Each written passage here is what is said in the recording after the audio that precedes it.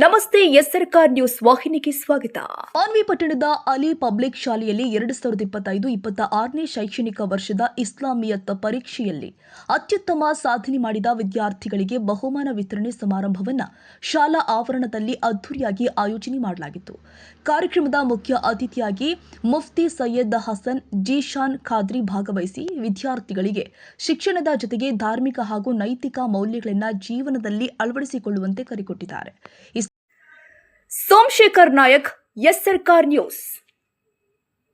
Last second got gold medal in the year 24-25 with 96%.